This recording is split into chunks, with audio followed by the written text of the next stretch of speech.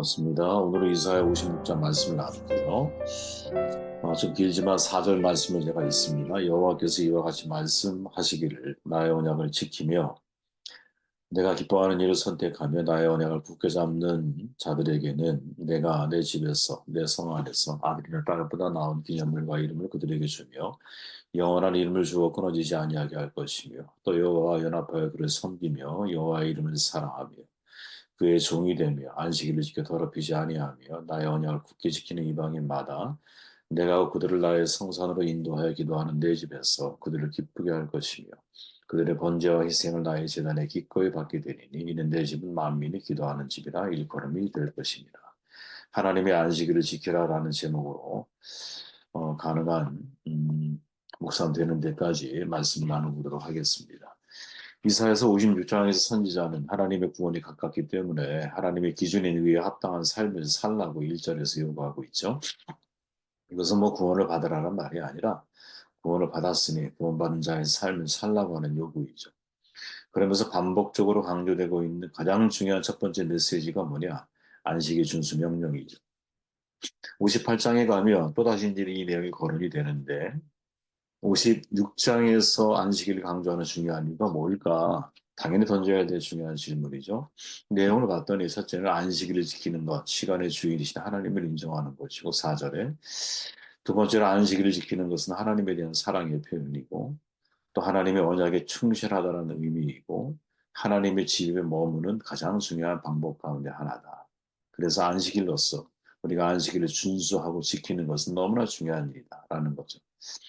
뭐 우리야 이제 이 개신교는 안식일로서의 주의를 우리는 지키는 사람이죠. 안식일을 왜 주셨으며 그날에 어떻게 주님 앞에서 그 날을 구별하여 보내느냐라는 건 너무나 중요한 문제이죠. 그러게 우리가 여기서 주목해야 할 게 뭐냐? 이사야 선지자가 말하는 안식의 준수 어떤 의미를 가지고 있는가? 이걸 우리가 좀 더 심도 깊게 들어가 봐야 되지 않을까 하는 생각이 들고요. 그래서 가능한 데까지 말씀을 한번 나눠보도록 하겠습니다. 먼저 4절 말씀에 보니까 나의 안식일을 지키라 이렇게 말해서 나의 안식일, 시간의 주인은 하나님이라는 거죠. 여러분 시간의 주인은 저와 여러분이 아니에요. 하나님이죠, 그죠? 나의 안식일이에요, 나의 안식일. 어, 소유권이 하나님에게 있는 거죠. 일, 날짜, 시간이라는 개념이 들어가 있죠. 그 소유를 누가 가지고 계시느냐? 하나님이 가지고 계신다라는. 인간의 시간관 속에 살고 있어요. 그죠? 본래 시간이라는 거 인간의 편의에 따라 만든 기준이죠. 지구와 태양의 주위를 한번 공전하는 속도 1년, 스스로 자전하는 속도 하루, 하루의 속도는 24시간, 1시간의 속도는 60분, 1분의 속도는 60초. 이걸 정한 게 인간이거든요. 그러므로 시간은 언제나 사실은 제자리에 고정되어 있는 건데 그 시간 속에서 인간이 변해가는 거죠. 모세의 표현대로 우리의 연수가 70이요 강건하면 80이라도 연수의 자랑을 쓰고 슬픔뿐이 신속히 간다. 우리가 날아가나이다. 사실 즐거워야 될 시간들을 보내고 있는 건데 근데 모세는 뭐라고 하면 날아갑니다. 날아갑니다. 무엇을 향해? 죽음을 향해. 사는 게 맞는 건가? 아니면 우리가 죽음을 향해 달려가는 게 맞는 건가? 뭐 생각하기에 따라 다른데 결국 사람이 태어나서 죽음을 향해 달려가는 존재이잖아요. 그렇게 죽음의 삶을 살아가지 않으려면 내 삶의 질이 바뀌어야 되는데 성경이 말하고 하는 영생이라고 하는 것은 하나님과의 관계이자 이웃과의 관계, 그 삶의 질이 달라지는 겁니다. 자기중심적인 삶이 아니라 하나님 중심적인 삶으로 바뀌는 건데, 그죠? 이러한 삶의 질의 변화를 경험하지 않고 인간이 살아가면 날아가는 삶을 살아가는 거죠. 금방 시간이 나에게 영원할 것 같은 시간, 영혼을 위해서 사람들이 많이 투자를 하지만 결국 인간은 죽음을 맞이하게 되지 않을까. 그죠? 시간의 진정한 주인이 누구냐? 창조자 하나님이죠. 왜? 알파와 오메가가 되시기 때문에 처음과 끝이시잖아요. 우리의 인생, 시간의 주인으로부터 시간을 임대받아 사용하고 있는 사실은 청지기적 의식을 가지고 살아야 됩니다. 시간이 마치 나의 것이냐? 함부로 사용하면 안 된다고. 절대 그러면 안 되는 거죠. 언젠가 시간의 주인 대신 하나님 앞에 섰을 때 내가 살아온 날들을 계수할 때가 있을 거예요. 그죠? 안식일, 시간의 주인이 하나님이심을 고백하는 날이죠. 그래서 시간을 뚝 잘라서 하나님께 드리는 거예요. 그리고 시간의 의미와 가치를 되새겨보는 시간인 거죠. 일상의 시간, 특별한 시간으로 바꾸는 거죠. 이게 되게 중요한 의미인데, 일상 크로노스의 시간을 특별한 하나님과의 만남의 시간, 카이로스의 시간으로 바꿔나가는 거죠. 그래서 카이로스의 시간이 일상 크로노스를 전체를 다 카이로스의 삶으로 바꿔갈 수 있도록, 특별한 시간들로 만들어 갈 수 있도록 우리 인생에는 매우 중요한 전환점을 갖게 되는 시간이 안식일인 거죠. 성경 두 가지 시간 말하잖아요. 크로노스, 연대기적 시간과 카이로스, 하나님의 정하신 특별한 시간인 거예요. 그죠? 저는 이 세상 크로노스의 삶을 사람들은 살아간다고 봐요. 그럼 그리스도인은 어떻게 살아야 되느냐? 크로노스의 시간 속에서 카이로스의 삶을 살아야 한다고 보고, 예수께서 나의 때가 아직 이르지 아니하였다라고 말씀하셨고, 또 내 때가 이르렀다라고 말씀하신 일이 있죠. 항상 예수님은 그때 하나님의 때 카이로스의 시간을 살아가기 위해서 정말 매일 아침에 눈을 뜨고 매일 저녁에 눈을 감는 그 순간까지 항상 아버지의 뜻에 당신의 삶을 맞추기 위해서, 그래서 크로노스의 시간 속에서 시간 전체를 다 어떻게 카이로스의 의미 있는 시간으로 바꿔 나가는 일을 예수님을 하셨다라는 거죠. 여러분, 마가복음에 보면 이런 말씀이 나오죠. 이튿날 그들이 베다니에 나왔을 때 예수께서 시상하신 멀리서 잎사귀 있는 한 무화과 나무를 보시고 혹 그 나무에 무엇이 있을까요? 가셨더니 가서 보신즉 잎사귀 외에 아무것도 없다. 이는 무화과의 때가 아닙니다. 예수께서 나무에게 말씀하여 이르시되 이제부터 영원토록 사람이 내게서 열매를 따먹지 못하리라 하신 제자들이 이를 듣더라. 되게 중요한 말씀이죠. 예전에 여러분 버트란드 러셀 이야기 할 때 제가 이 이야기를 다룬 적이 있어요. 제자들과 함께 베다니에서 예루살렘에 가다가 길가에 무화과 나무 잎사귀가 풍성해. 당연히 가면 열매가 있을 거라고 생각하셔서 잎사귀를 헤쳐봤더니 아니 잎사귀만 있고 열매가 없는 거예요. 그랬더니 마가 기자가 뭐라고 말해요? 무화과의 때, 카이로스의 때, 이때가 카이로스가 아니었기 때문이다. 무화과의 철이 아니라는 거죠. 그래서 이것 때문에 사실은 러셀 같은 경우는 예수님이 미친 사람이라고 생각해요. 제철의 열매가 아닌데 지금 때가 안 됐는데 왜 열매 없다고 나무를 저주하느냐 말이에요. 그게 예수님의 인간성이라고 생각을 하잖아요. 카이로스와 크로노스를 구분하지 못하기 때문이라 이었죠. 그죠? 지금 여기에 사용되어지는 것은 크로노스, 연대기적 시간을 말하는 게 아니라 카이로스, 야, 이때를 말하는 거. 이때. 근데 여러분, 이건 다 알아, 우리가. 근데 가만히 생각해 보면 여러분, 여기에는 열매만을 말하는 그런 의미는 아니라고 생각이 되거든요. 왜냐하면 무화과 나무는 일반적으로 3, 4월에 잎이 파릇파릇 돋기 시작을 해요. 우리로 얘기하면 새싹이 피는 거예요. 그리고 열매를 맺는 거는 잎이 무성하게 자라는 6월에서 7월경이라 그래요. 지금 예수께서 무화과의 철도 아닌데 무화과를 찾으신 것에만 관심을 갖게 되면 사실 이 의미를 더 완벽하게 우리가 이해하는 데 있어서는 좀 부족한 부분이 있어요. 왜냐하면 지금 무화과의 철이 아닌 것도 철이 아니지만 잎이 무성한 게 더 이상하다는 거죠. 이게 되게 예외적인 거라는 거예요.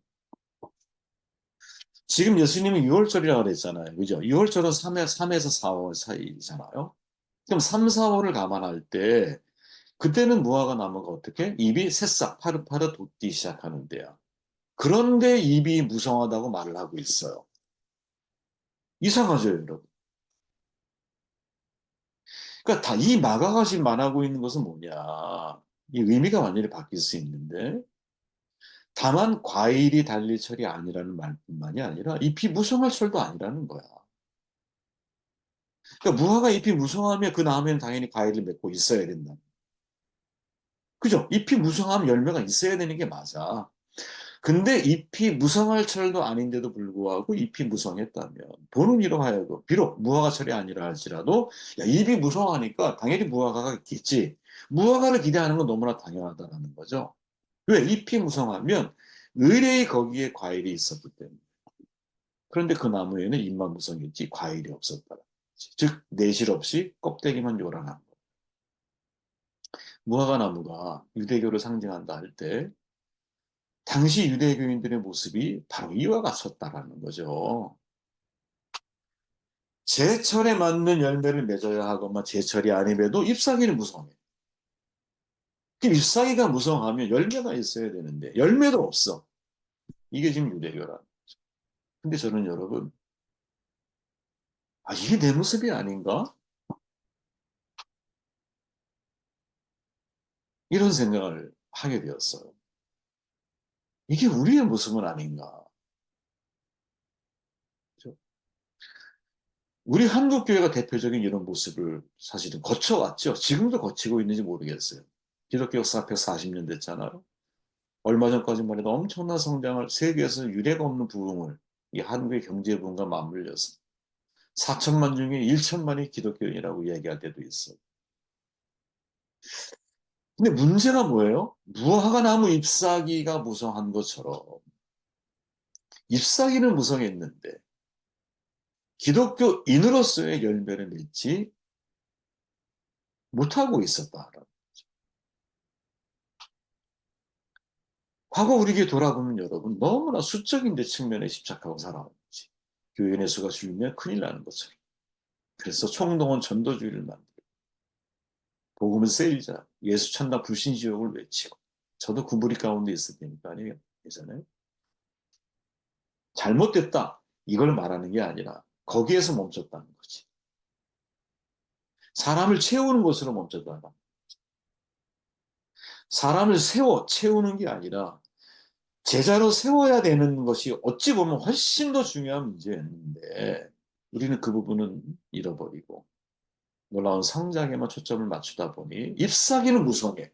잎사귀. 그죠? 제철이 아닌 거죠. 우리 교회가, 우리나라 교회가. 제철에 맞는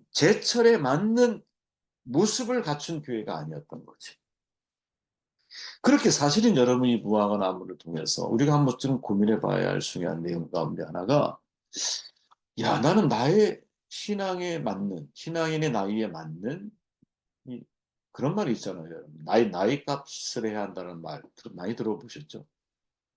나이 값을 좀 해야 된다. 내 나이마다 걸맞는 값어치가 있다라는 거죠. 그죠? 어떻게 사는 게 나이 값을 하는 걸까? 생각해보면 여러분 공자의 말을 빌려보면 15살에 학문의 뜻을 두잖아요. 지학. 30살에 입지라고 표현도 하고 일입이라고 표현도 자립을 하는 거야. 앞으로 무엇을 위해 살아야겠다. 인생의 목표 분명히 정하죠. 돈을 쫓는 일입이 아니라 뜻을 쫓는 일입이 되어야 한다라고 공자가 말을 하잖아요.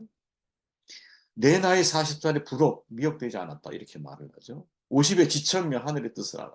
60에 이승 귀가 내가 순해졌어. 어느 정도 인생사를 겪고 났더니 모든 너 사람들에 대한 이야기 말이 다 이해가 되고 받아들여진다.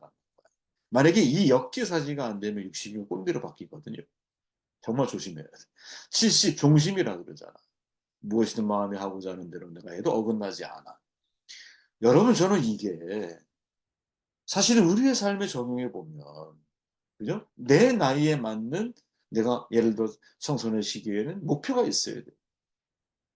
내가 어떤 길을 걸어가야 할지에 대한 뜻을 좀 세워야 되고 30대 되면 그리고 분수에 맞는 삶을 내가 살아야 되고 역지사지의 삶을 내가 또 살아내야 되고 그리고 내 안에 이미 삶에 대한 풍성함이 다 녹아 있어서 내가 무엇을 해도 그죠? 그것이 세상의 이치에 거스르지 않는 그러한 모습과 열매가 내 삶에 있어야 되지 않겠느냐. 이 신앙에도 여러분 나이값이 있다고 저는 생각하거든요.